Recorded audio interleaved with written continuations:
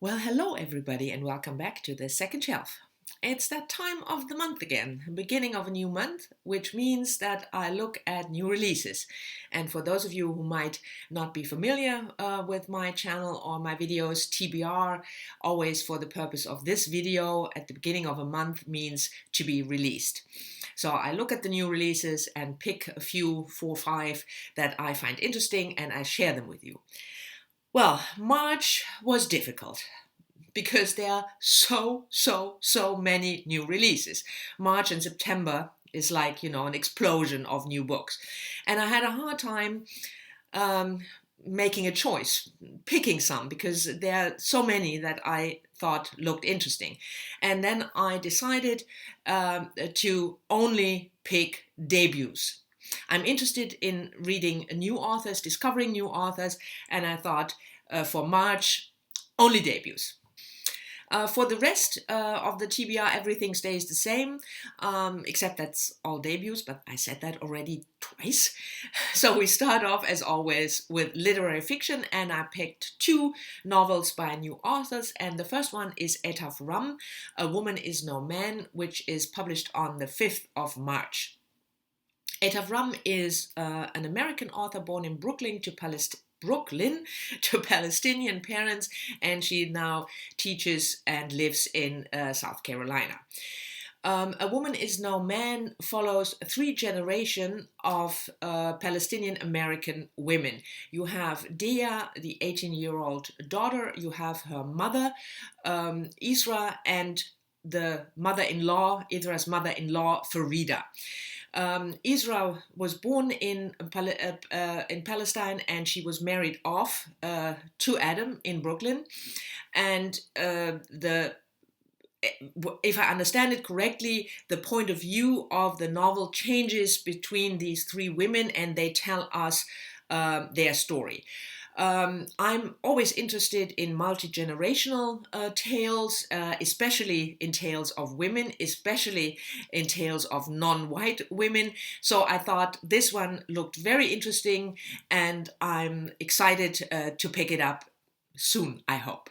The second literary fiction debut is one that I've heard a lot of buzz when the author signed the contract, I don't know, a year ago or a year and a half ago, and that is Candice Carty-Williams' novel Queenie.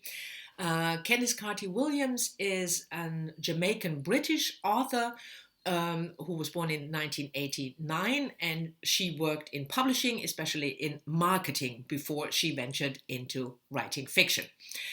Queenie is also set in London, and our main character is Queenie Jenkins, a 25-year-old Jamaican British woman who works at a newspaper and who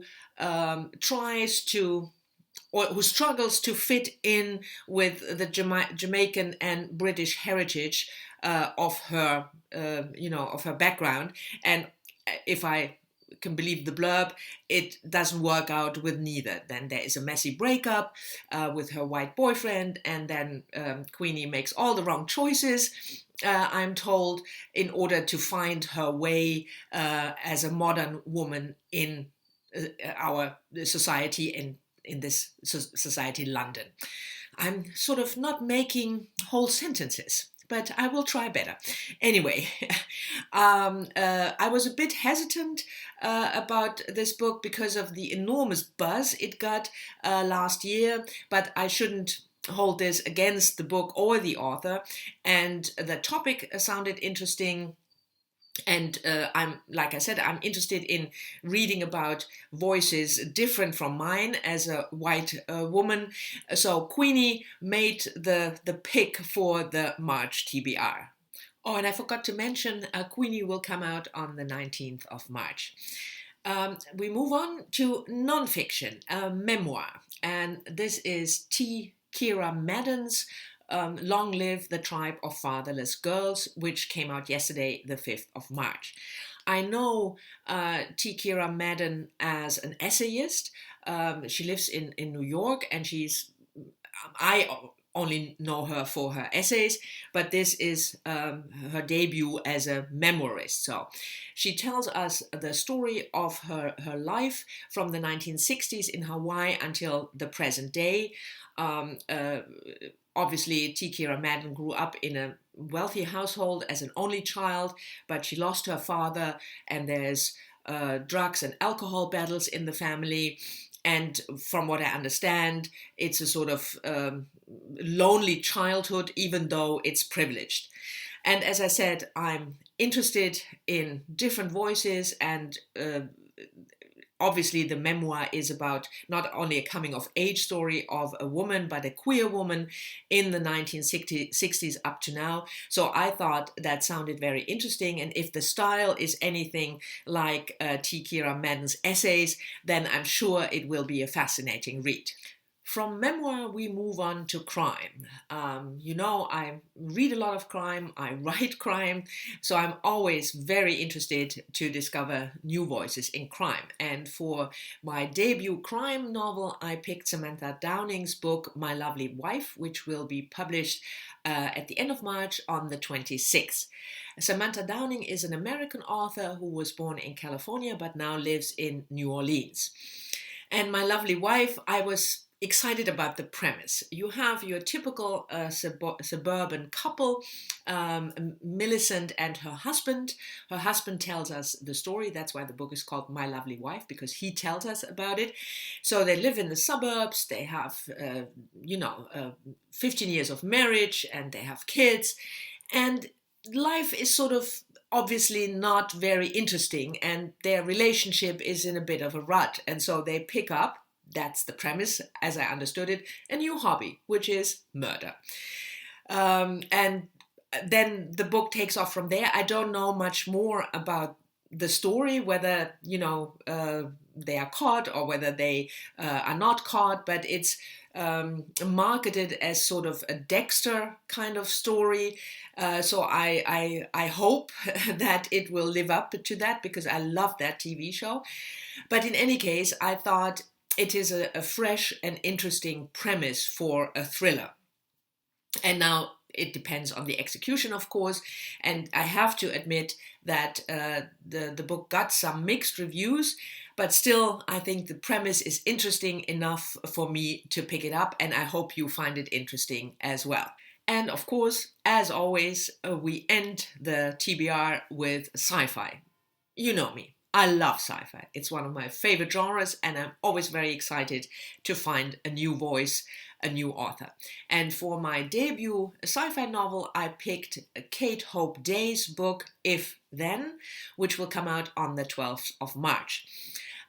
Kate Hope Day is an American author who studied English in Pittsburgh and now lives in Oregon. And Oregon is also the setting of her novel.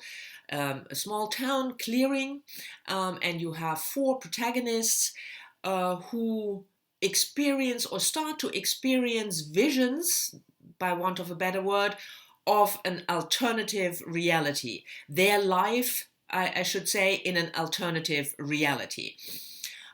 So, for instance, you have Ginny and her husband Max, and Ginny all of a sudden experiences having a relationship with a co-worker, and those experiences of that alternative reality obviously also influence the way the protagonists start to look at their actual reality. And then there is a natural disaster, if I can believe the blurb, and everything takes off from there. And the visions that are shorter experiences and seem benign, like more like daydreaming, become less benign.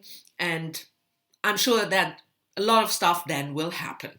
I can't tell you because I haven't read the book. But I like sci-fi books about alternative realities. I always gravitate towards them.